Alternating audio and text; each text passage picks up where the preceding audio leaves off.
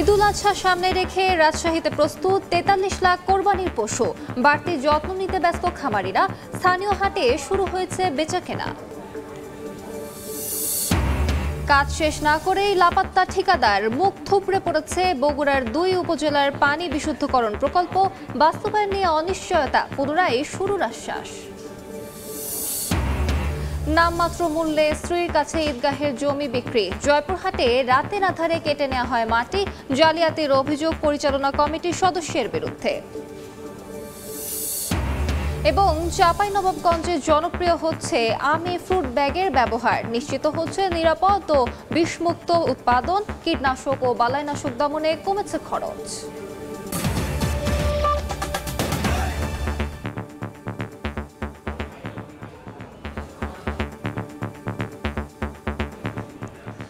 আমন্ত্রণ সময় সংবাদের নিয়মিত আয়োজন বিভাগীয় সময়। থাকছি সপ্তাহে ৭ দিন ভিন্ন ভিন্ন বিভাগের সংবাদ নিয়ে। আজ থাকছে রাজশাহী বিভাগ, সঙ্গে আছি আমি আলিশা ইসলাম। ঈদুল আজহা সামনে রেখে রাজশাহী বিভাগের ৮টি জেলায় প্রস্তুত করা হয়েছে ৪৩ লাখ কোরবানির পশু। বাড়তি যত্ন নিচ্ছেন এই অঞ্চলের খামারিরা। বিস্তারিত সাইফুর রহমান রকির প্রতিবেদনে। রাজশাহী অঞ্চলের প্রায় বাসাবাড়িতে একটি দুটি করে দেশি গরু, খাসি, মহিষ লালন পালন করছেন খামারিরা। তবে বড় বড় খামারগুলোতে শাহিওয়াল, সিন্ধি, রেড চিটাগাং, পাবনা ব্রিড ও মীর কাদিম সহ নানা জাতের গরু কোরবানিতে বিক্রির উদ্দেশ্যে হিষ্টপুষ্ট করা হচ্ছে। খেয়ার খাওয়াইতেছি, ভুসি খাওয়াইতেছি, পাশাপাশি গরু জানি ডিস্টার্ব না হয়, পেট গরম না হয়, আমরা হলো প্যারা খাওয়াইতেছি। উত্তরবঙ্গের মধ্যে সবচেয়ে বড় কোরবানির পশুর সিটি হাট সহ বিভাগের ৮টি জেলার হাট ও খামার থেকে ব্যাপারীরা কোরবানির পশু কিনে নিয়ে যাচ্ছেন রাজধানী ঢাকা, চট্টগ্রাম, সিলেট সহ দেশের বিভিন্ন প্রান্তে। দাম খুব বেশি, মানে কোনো মাপে নাই। সুন্দর বেশি কুরবানির লেগে, এগুলোর লেগে দাম বেশি, যেগুলো পুষা হলে কম দাম। সীমান্ত এলাকায় কড়া নজরদারি থাকায় প্রতিবেশী দেশ থেকে পশু না আসায় দেশি গরুর খামারিরা এবার ভালো দাম পাবেন এমন প্রত্যাশা প্রাণিসম্পদ বিভাগের। সাইফুর রহমান রকি, সময় সংবাদ, রাজশাহী। উত্তরবঙ্গের কোরবানির পশুর হাটের খবর জানাতে এই মুহূর্তে নওগাঁর মাতাজি হাটে আছেন সহকর্মী এমআর রকি ও রাজশাহীর সিটি হাটে আছেন সাইফুর রহমান রকি। শুরুতেই যাচ্ছি এমআর রকির কাছে। আসতে এখনো কিন্তু ২ সপ্তাহের উপরে সময় রয়েছে এবং ইতিমধ্যে আমরা লক্ষ্য করছিলাম যে স্থানীয় যারা প্রান্তিক খামারি, যারা আসলে ব্যাপারী, তারা এই হাটে এক ধরনের কেনা বেচায় মুখর এই মুহূর্তে। কারণ প্রান্তিক খামারি থেকে গরুগুলো তোলা হয়েছে কিছুটা দরদাম যাচাইয়ের জন্য।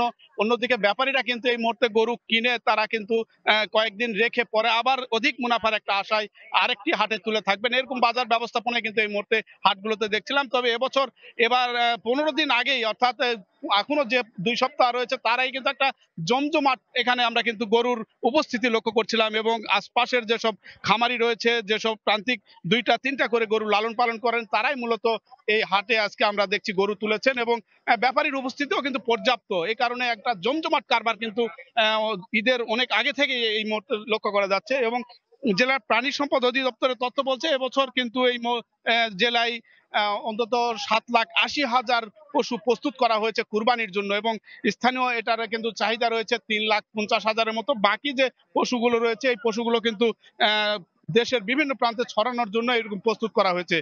তবে জেলা প্রাণী সম্পদের তথ্য বলছে যে এই মৌসুমে, চলতি মৌসুমে কিন্তু গরুর খামারের সংখ্যা বেড়েছে বিগত মৌসুমের চেয়ে অনেক বেশি।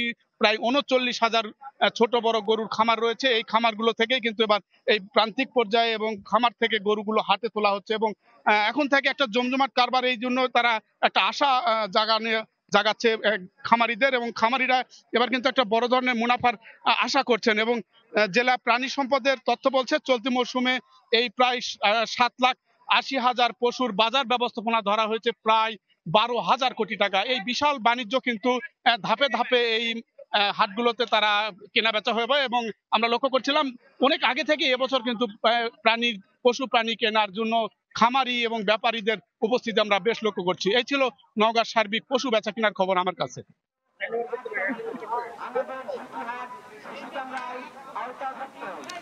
উত্তরবঙ্গের মধ্যে সবচেয়ে বড় কোরবানির পশুর হাট বলা হয় রাজশাহীর এই সিটি হাটকে।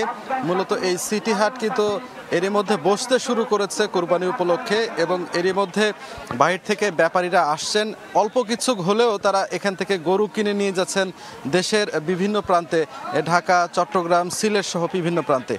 তারা যেটি বলছেন যে আসলে এখন কিন্তু তারা গরুর দাম যারা কিনতে আসছেন তারা বলছেন গরুর দাম কিন্তু এখনও বেশি হাঁকাচ্ছে বিক্রেতারা। তবে বিক্রেতারা বলছেন যে আসলে তারা এখনও গরুর দাম পাচ্ছেন না, কারণ এখনও যেহেতু পুরোদমে বেচা কেনা শুরু হয়নি রাজশাহী সিটি হাটে, ক্রেতা সমাগমও কম, এই কারণে কিন্তু গরুর দাম পাচ্ছেন না, এমনটাই আসলে তারা বলছেন। এবং পাশাপাশি তারা বলছেন যে গরুর যে খাদ্য খাবারের দাম বাড়তি হওয়ার কারণে কিছুটা দাম বেড়েছে, এটি স্বীকার করেছেন, তবে কিন্তু দাম পাচ্ছেন না, এমনটাও আসলে তারা বলছেন। আপনারা দেখছেন যে এই যে গরুগুলো হাটে তোলা হয়েছে, সব গরুগুলোই পর্যায়ক্রমে এই হাট থেকে বিক্রি হবে। এখন হাটে ক্রেতার চেয়ে ব্যাপারীর সংখ্যা বেশি। আপনাদের কিছু তথ্য জানিয়ে রাখি, রাজশাহীতে এই বছর প্রায় 4,73,000 কোরবানির পশু এখানে তৈরি করা হয়েছে, যেখানে শুধুমাত্র 3,81,000 এখানে কোরবানি দেওয়া হবে। নাটোরের ক্ষেত্রে যদি বলা যায় 5,14,000 উৎপাদন করা হয়েছে, এখানে 2,41,000 এখানে শুধু কোরবানির দেওয়া হবে। পাশাপাশি আমরা যদি নওগাঁর বিষয়টি বলি, নওগাঁতে 7,88,000 এখানে কোরবানির পশু এখানে তৈরি করা হয়েছে। এছাড়াও চাঁপাইনবাবগঞ্জে কোরবানির পশু তৈরি করা হয়েছে 2 লাখ। পাশাপাশি আমরা যদি পাবনার কথা বলি, এখানে 5,55,000 কোরবানির পশু আছে। সিরাজগঞ্জে আছে 7,46,000 এবং বগুড়ায় আছে 3,16,000। এইভাবেই কিন্তু প্রচুর পরিমাণ কোরবানির পশু এখানে তৈরি করা হয়েছে এবং এই চাহিদার চেয়েও প্রায় এখানে 17 লক্ষ কোরবানির পশু এখানে উদ্বৃত্ত আছে। যে এই 17 লক্ষ কোরবানির পশু উদ্বৃত্ত, সেগুলো কিন্তু রাজশাহী বিভাগের যে জেলাগুলো রয়েছে সেই জেলাগুলোর চাহিদা মিটে সেটি দেশের বিভিন্ন প্রান্তে সেগুলো কিন্তু পর্যায়ক্রমে চলে যাবে এবং সেই হাটগুলোতে যে কিন্তু বিক্রি করা হবে। সব মিলিয়ে যদি বলা চলে যে হাটের যে পরিস্থিতি এখনও কিন্তু জমজমাট হতে শুরু করেনি। হাট ইজারাদারদের পক্ষ থেকে বলা হচ্ছে যে ক্রেতা বিক্রেতা নির্বিঘ্নে যাতে এই হাটে পশু বেচাকেনা করতে পারে, সেই জন্য তাদের পক্ষ থেকে কিন্তু ইজারাদারদের পক্ষ থেকে বাড়তি নিরাপত্তা থাকছে। পাশাপাশি আইন শৃঙ্খলা বাহিনীর লোকজন তো থাকছেই। সব মিলিয়ে এখন পর্যন্ত জমজমাট বেচাকেনা শুরু হতে এখনও সপ্তাহখানেক সময় লাগবে বলে তারা জানিয়েছেন। তো এই ছিল আমার কাছে রাজশাহী সিটি হাট থেকে সর্বশেষ। সরাসরি যুক্ত ছিলাম নওগাঁ এবং রাজশাহীতে। বিভাগীয় সময় আরও থাকছে। সিরাজগঞ্জে ইটভাটার বিষাক্ত ধোঁয়ায় নষ্ট হয়েছে প্রায় 26 হেক্টর জমির ফসল। দিশেহারা কৃষক, ভাটার মালিকের কাছে ক্ষতিপূরণের দাবি, তদন্ত করে আইনগত ব্যবস্থা নেওয়ার আশ্বাস। একমাত্র আরএফএল ক্লাস পাইপ নিশ্চিত করে প্রতি ইঞ্চিতে সঠিক থিকনেস ও সঠিক মাপ। পাইপের বস, না কিনলে লস। কাজ শেষ না করেই লাপাত্তা ঠিকাদার। মুখ থুবড়ে পড়েছে বগুড়ার দুপচাঁচিয়া ও আদমদীঘি উপজেলার গ্রামাঞ্চলে বিশুদ্ধ ও নিরাপদ পানি সরবরাহ প্রকল্প। এতে প্রকল্পটি বাস্তবায়নে অনিশ্চয়তা দেখা দিয়েছে, তবে শিগগিরই কাজ শুরুর আশ্বাস কর্তৃপক্ষের। শাহাদুল ইসলামের ছবিতে আব্দুল আওয়ালের রিপোর্ট। 2022 সালের সেপ্টেম্বরে শুরু হয় বগুড়া দুপচাঁচিয়া আদমদীঘিতে বিশুদ্ধ ও নিরাপদ পানি সরবরাহ প্রকল্পের কাজ। 4 মাসের মধ্যে প্রকল্পের কাজ শেষ হওয়ার কথা থাকলেও 2.5 বছরেও তা হয়নি।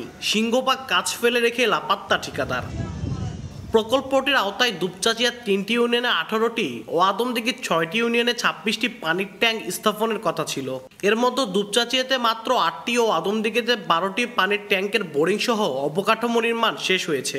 এরপর আর কাজ করেনি ঢাকার messrs Aman and care traders নামে ঠিকাদারি প্রতিষ্ঠান। কাজ শেষ হওয়ার আগে প্রকল্পের 53,34,000 টাকার বিল তুলে নিয়ে 1.5 বছর ধরে লাপাত্তা ঠিকাদার। এতে আয়রনযুক্ত নলকূপ অথবা পুকুরের পানিতে ফর্সা করতে হচ্ছে গ্রামবাসীদের। আমাদের এলাকার বিশুদ্ধ পানি খুব সমস্যা এবং আর্সেনিক মুক্ত পানির খুবই সংকট।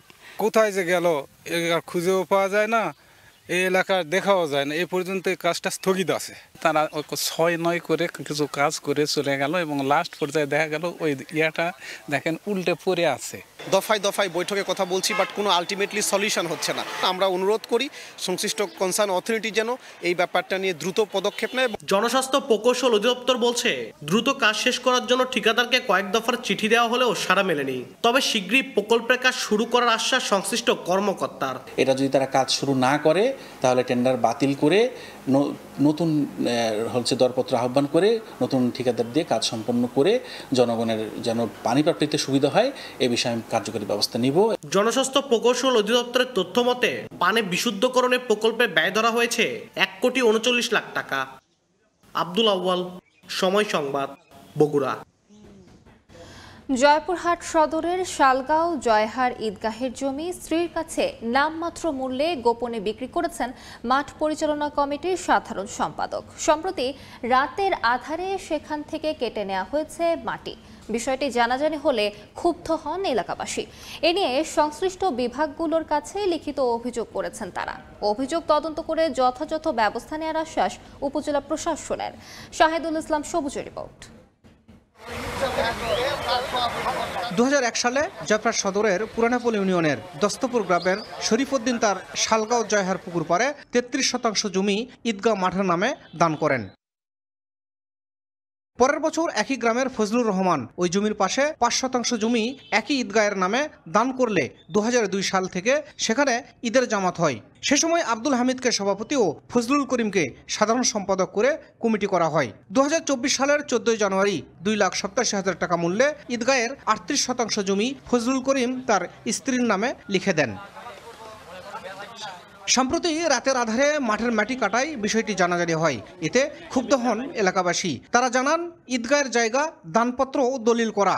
2 জন ব্যক্তি মিলে 38 শতক মাটি জহের পুকুরের পাক এখানে ঈদগাহ মাঠ হিসাবে তারা দান করেছে। এই যে জমি বিক্রি করেছে পরবর্তী মাঠের যে মাটি কেটে নিয়ে গেছে আমরা কেউ জানি না। ঈদুল ফিতরের নামাজ আমরা এবছর এখানে পড়তে পারিনি। আমরা ঈদুল আজহার নামাজ কোথায় পড়বো? সুষ্ঠু তদন্ত সাপেক্ষে ডিসি স্যারের অনুরোধে এই মাঠটি পুনরায় চালু করার জন্য সবিনয় অনুরোধ করছি। এ নিয়ে কথা বলতে ফজলুল করিমের বাড়িতে গেলে কেউ দেখা করেননি। তবে অভিযোগ তদন্ত করে যথাযথ ব্যবস্থা নেওয়ার আশ্বাস উপজেলা প্রশাসনের। অতিরিক্ত জেলা ম্যাজিস্ট্রেট আদালত এবং সরকারি কমিশনার ভূমির আদালতে 2টি পৃথক মামলা চলমান আছে। এটি তদন্ত সাপেক্ষে জমির মালিকানা এবং দখল বা শ্রেণী পরিবর্তন সংক্রান্ত যদি কোনো অপরাধ ঘটে থাকে সে বিষয়ে ব্যবস্থা গ্রহণ করা হয়। তদন্ত শেষ করে আগামী ঈদুল আজহায় নামাজ ওই মাঠে পড়ার ব্যবস্থা করার দাবি এলাকাবাসীর। শাহিদুল ইসলাম সবুজ, সময় সংবাদ, জয়পুরহাট।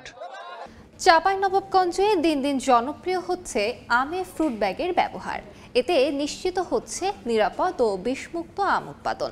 পাশাপাশি কীটনাশক ও বালাইনাশক দমনে খরচ হচ্ছে কম। ফজলি, খিরসাপাত, ল্যাংড়া, আশিনা সহ বিভিন্ন জাতের আমে পরানো হচ্ছে ফ্রুট ব্যাগ। পরিপক্ক হলে গাছ থেকে আম পাড়ার পর বাজারজাত করার আগেই খোলা হবে এসব ব্যাগ। আমের ওজন 100 থেকে 150 গ্রাম হলেই বেঁধে দেওয়া হয় এসব ফ্রুট ব্যাগ। এরপর আম পাকা পর্যন্ত ব্যাগ বন্দি থাকে আমগুলো। সম্পূর্ণ বিষমুক্ত নিরাপদ আম উৎপাদন হয় এই পদ্ধতিতে। বাগান মালিকরা জানায় ফ্রুট ব্যাগ ব্যবহারের ফলে আমের বাহ্যিক সৌন্দর্য বাড়ানো, কৃষকদের কীটনাশক প্রয়োগ বাবদ খরচ হয় না। চাঁপাইনবাবগঞ্জে এবছর রেকর্ড প্রায় 24 কোটিরও বেশি আমে ফ্রুট ব্যাগিং করা হয়েছে। প্যাকেটের কাজ হলো যে বিষ লাগবে না, বিষ খরচ বাঁচলাম, পোকা না লাগে, ওই জন্যে আমরা এটা ব্যবহার করার জন্য এটা প্যাকেট বানছি। সংগ্রহের দিন আমরা গাছ থেকে ব্যাগ সহ আমগুলো সংগ্রহ করে থাকি। আমরা আসলে বেশ কয়েক বছর ধরেই এটাকে কৃষি পণ্য হিসেবে ডিক্লারেশনের দাবি জানিয়ে আসছি। ফুড ব্যাগিং এর যদি ট্যাক্সটা ফ্রি করে দেয় তাহলে কম হবে দামটা। গবেষকরা জানায় পরিপক্ক আমের প্রধান শত্রু মাছি পোকা, তা দমনে সবচেয়ে কার্যকর ফ্রুট ব্যাগ। আমরা যদি ব্যাগিং করি তাহলে আমরা 100 ভাগ এই মাছি পোকার হাত থেকে আমরা রক্ষা করতে পারবো। ব্যাগিং করলে আমাদের বালাইনাশকের স্প্রে কম হবে, অর্থাৎ কীটনাশক এবং ছত্রাকনাশকের স্প্রে কম হবে। এতে করে আমটা নিরাপদ হবে। চলতি মৌসুমে চাঁপাইনবাবগঞ্জে 37,604 হেক্টর জমির বাগানে আম উৎপাদনের লক্ষ্যমাত্রা 3,86,000 মেট্রিক টন। গত বছর 22 কোটি, 2023 সালে 16 কোটি 3 লাখ আমে ফ্রুট ব্যাগিং করা হয়। সময় সংবাদ, চাঁপাইনবাবগঞ্জ। সিরাজগঞ্জের শাহজাদপুরে ইট ভাটার বিষাক্ত ধোঁয়ায় নষ্ট হয়ে গেছে প্রায় ২৬ হেক্টর জমির ফসল। এতে দিশেহারা কৃষক। ভাটার মালিকের কাছ থেকে ক্ষতিপূরণ আদায়ের দাবি তাদের। উপজেলা প্রশাসন বলছে তদন্ত করে ভাটা কর্তৃপক্ষের বিরুদ্ধে আইনগত ব্যবস্থা নেওয়া হবে। ফসলি জমির মাঝখানে গড়ে তোলা হয়েছে ইটভাটা। ফসল উৎপাদনের পাশেই পোড়ানো হয় ইট। সিরাজগঞ্জের শাহজাদপুরের সরবপুর গ্রামের ইটভাটার বিষাক্ত ধোঁয়ায় বিরূপ প্রভাব পড়েছে আশপাশে প্রায় ২৬ হেক্টর জমির ফসলে। ধান কাটার সময় আসলেও নষ্ট হয়ে গেছে বেশিরভাগ অংশ। এতে দিশেহারা কৃষক। ভাটার মালিকের কাছ থেকে ক্ষতিপূরণ আদায়ের দাবি তাদের। এই ভাটার আগুনে ছিল 50 ডিসিমেল বুই চাপ একটুকু কোনটিন ভালো নাই। সারা বছর কি খাওয়াবো? আমরা তো চাষি স্যার, পুণ্য পাবো, কে দিবি না দিবি এরই বাড়ি আমার নির্ভর, তার কিছুই নাই। সে সব শেষ স্যার, কিছু নাই, সব শেষ সব। আমরা বর্তুক চাই, আমরা যে বর্তুকটা যে ক্ষতিটা আমরা দিলি। আমাদের এই ক্ষতিপূরণ চাই ভাটার মালিকের কাছে। ক্ষতিগ্রস্ত কৃষকদের তালিকা করে প্রণোদনার আওতায় আনার আশ্বাস কৃষি বিভাগের। আর উপজেলা প্রশাসন বলছে তদন্ত করে ভাটা কর্তৃপক্ষের বিরুদ্ধে নেওয়া হবে আইনগত ব্যবস্থা। ক্ষতিগ্রস্ত যে ৯৫ জন কৃষক তাদের তালিকা কিন্তু আমরা প্রণয়ন করেছি এবং ভবিষ্যতে আমাদের যখন কৃষি পুনর্বাসন বা প্রণোদনা কোনো কর্মসূচি আসবে, এই শিমুলতলী সরবপুর গ্রামের এই ৯৫ জন কৃষককে আমরা অগ্রাধিকার ভিত্তিতে কিন্তু আমরা ধান বীজ বা সার যেটাই সুযোগ সুবিধা আসে না কেন এটা কিন্তু আমরা তাদেরকে প্রদান করব। ইতিমধ্যে আমরা কৃষি অফিসারকে আহ্বান করে একটা আমরা কমিটি গঠন করছি। যদি কমিটির মাধ্যমে যদি প্রমাণিত হয় যে ইট ভাটার কারণে এটা ধানগুলো নষ্ট হয়েছে, তাহলে আমরা সেই ইট ভাটার বিরুদ্ধে বিধি মোতাবেক ব্যবস্থা গ্রহণ করব। এ ঘটনায় উপজেলা কৃষি কর্মকর্তাকে প্রধান করে ৩ সদস্যের তদন্ত কমিটি গঠন করেছে উপজেলা প্রশাসন। রিঙ্কু কুন্ডু, সময় সংবাদ, সিরাজগঞ্জ। পাবনায় কৃষকের ভরসা পেঁয়াজ রসুন সংরক্ষণের মডেল ঘর। তারা বলছেন বাতাস থাকা এই ঘরগুলোতে ফসল ভালো থাকে অনেক দিন। এদিকে এই প্রকল্পের পরিধি বাড়ালে আমদানির নির্ভরতা কমার কথা বলছেন সংশ্লিষ্টরা।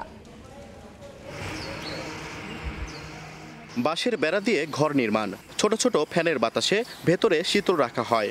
পচন রোধে এ ঘরে এভাবেই সংরক্ষণ করা হয় পেঁয়াজ ও রসুন। কৃষক পর্যায়ে পেঁয়াজ ও রসুন সংরক্ষণ পদ্ধতি আধুনিকায়ন এবং বিপণন কার্যক্রম উন্নয়ন প্রকল্পের আওতায় ২০২২-২৩ অর্থবছর থেকে শুরু হয়েছে দেশীয় পদ্ধতিতে মডেল ঘর তৈরির কার্যক্রম। পাবনার সুজানগর, সাথিয়া ও চাটমোহর অঞ্চলের শতাধিক কৃষক মডেল ঘরে পেঁয়াজ ও রসুন সংরক্ষণ করে পেয়েছেন সফলতা। আগে আমরা যে পেঁয়াজ সংরক্ষণ করতাম তাতে অনেক পেঁয়াজ নষ্ট হয়ে যেত। এই ঘরটা যদি আরো 10 জনের পায় তাহলে আরো সুবিধা। থার্মাল ইনসুলিন থাকার কারণে হিটটাকে অনেকটা প্রোটেক্ট করে, যার কারণে পেঁয়াজ কিন্তু শীতল থাকে। প্রকল্পের শুরু থেকে চলতি অর্থবছর পর্যন্ত পাবনার কৃষক পর্যায়ে ১৮৫টি পেঁয়াজ ও রসুন সংরক্ষণ মডেল ঘর বরাদ্দ দেওয়া হয়েছে। সবুজ মোল্লা, সময় সংবাদ, পাবনা।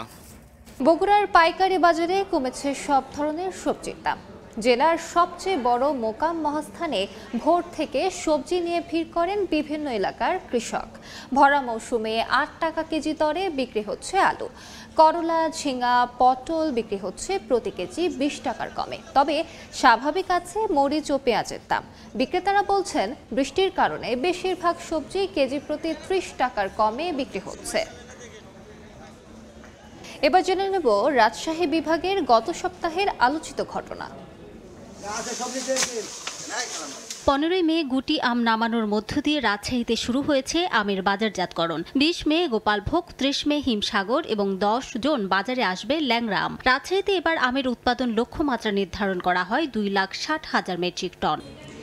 বিভাগীয় সময়ে শীর্ষ সংবাদগুলো জানিয়ে দিচ্ছি আরেকবার। ঈদুল আজহা সামনে রেখে রাজশাহীতে প্রস্তুত ৪৩ লাখ কোরবানির পশু। বাড়তি যত্ন নিতে ব্যস্ত খামারিরা। স্থানীয় হাটে শুরু হয়েছে বেচাকেনা। কাজ শেষ না করে লাপাত্তা ঠিকাদার। মুখ থুবড়ে পড়েছে বগুড়ার ২ উপজেলার পানি বিশুদ্ধকরণ প্রকল্প। বাস্তবায়ন নিয়ে অনিশ্চয়তা, পুনরায় শুরুর আশ্বাস। এবং নামমাত্র মূল্যে স্ত্রীর কাছে ঈদগাহের জমি বিক্রি। জয়পুরহাটে রাতের আধারে কেটে নেওয়া হয় মাটি। জালিয়াতির অভিযোগে পরিচালনা কমিটির সদস্যের বিরুদ্ধে।